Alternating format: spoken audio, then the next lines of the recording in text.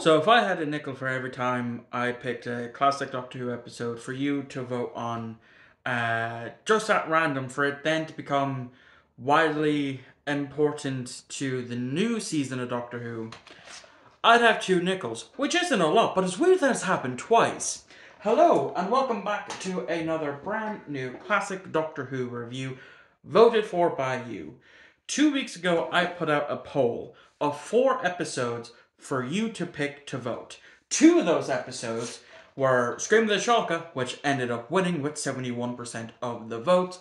The other one was Pyramids of Mars.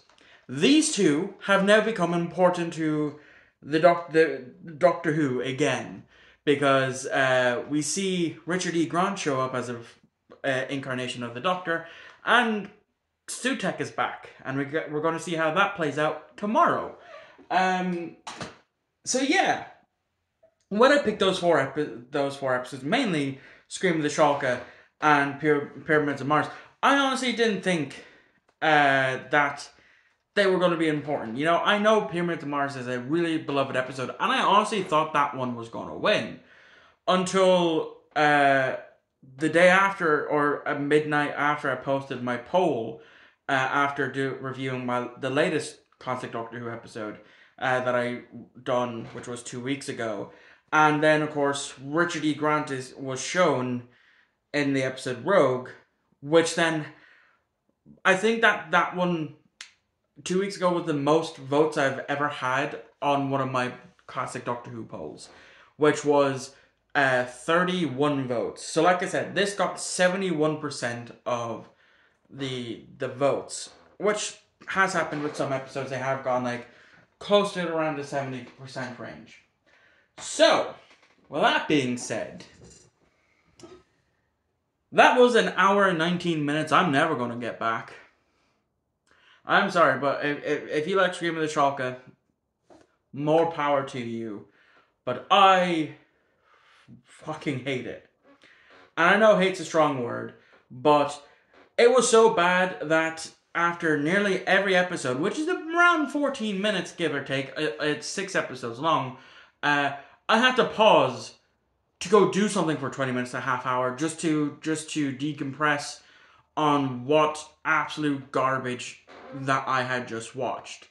Now, it's not the fault of the writers, or the writer, and the producer and all that, and all those who worked on on this episode behind the scenes, of just how bad it was. Because there's a documentary in the extras. Let me see. Carry On. It's called Carry On Screaming, which is behind the scenes and personal discussion. Discuss the making of Scream of the Shalka. So I watched that after I finished this episode, because I had to spread it over 2 days. You know, I'm recording this the Sunday prior to this video needing to be uploaded, and yeah, I watched 4 episodes in one day, and I just couldn't. I couldn't finish it off in one sitting. I literally watched episode 5 and 6 today, and like I said, it's not great. So the whole premise is we have he's called the Shalka Doctor now, where he lands on Earth and is forced to figure out what's going wrong here and what's wrong about it. And it's never explained. My thought process is of one or two ways. Number one is the TARDIS that's forcing him to come to all of these different places to figure out what's wrong and to put things right. The other is the Time Lords. You know, so in the Shalka universe, Richard E. Grant's Doctor comes after Paul McGann's Doctor. And I have taken notes. I have taken some notes. And so the basic premise of the episode is these creatures called the Shalka are trying to change Earth's atmosphere to be more like them, like something they can handle, because they normally stay underground, because the atmosphere underground is a lot better for them. So to do that, they're going to use human hosts to amplify screams, hence Scream of the Shalka, to do that. And so the Doctor meets Allison, as well as her boyfriend, and he calls in the military, which I'm going to assume is unit. The main reason why it's not mentioned as unit, probably due to rights. Um, and then eventually, the Doctor, he's almost killed. And at the end of one episode, at the beginning of another, he has this phone that was in the telephone side of the TARDIS, which apparently he made. And he used a sonic screwdriver to make that phone, mobile phone, remember that it was part of the TARDIS in order to rebuild the TARDIS doors for him to then fall into, instead of falling into this black hole. And eventually, he stops them, and Allison goes to travel with the Doctor. And one interesting thing is inside the TARDIS is a robot version of the Master, voiced by Derek Jacobi, prior to him being, Professor Yana in season 3, which was very interesting, having a robot Master, because again, if you remember from the TV movie, the Master fell into the TARDIS. So it makes sense. I initially thought it was just not necessarily a hologram, but an apparition of the Master, because he's part of the TARDIS, and so he's protecting the TARDIS from the Shalka, because apparently their screens were able to open the TARDIS doors. So yeah, now let's get to my notes here. So the title sequence is okay. It's very reminiscent of the Third Doctor title sequence. I think either his first or second version. I'm not 100% sure. The Doctor's costume is decent. The TARDIS interior is okay. Again, interesting that the Master is a robot. Derek Jacobi as the Master. I don't like it took me a while to get used to Richard E. Grant's version of the Doctor, because he's going on a journey. Something happened for him to not want to do these things, not want to save people or want to get out as quickly as possible. Because, that was it, he wanted to get the military involved, get them to deal with it, for him to then get the TARDIS, because the Shalka took the TARDIS, and he was going to leave.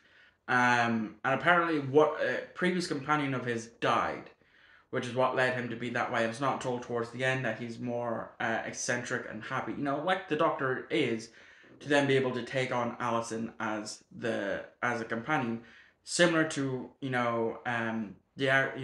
Eccleston's Doctor, straight fresh from the Time War, doesn't want to have any traveling companions until he meets Rose. So that's kind of interesting. Still don't like it though. There was an interesting uncredited voice in episode 5, being David Tennant. Yes, in episode 5, you do hear David Tennant. He's uncredited as being in this episode, because apparently it was there, recording the audio for Scream of the Shalka. David Tennant was in the next room, got talking to the people that are working on it, found out that it was Doctor Who, and David Tennant's a master Doctor Who fan, so he wanted to be a part of it, and so they gave him just a random voice.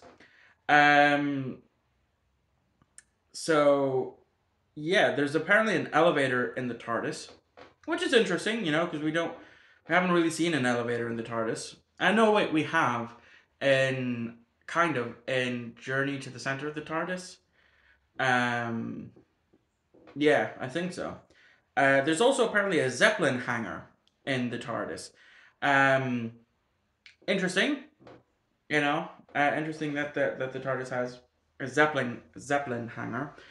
So now we're going to get on to the stuff from the documentary that I watched. It was a massive struggle to get these episodes made. Originally, there's going to be 12 episodes, 3 different stories.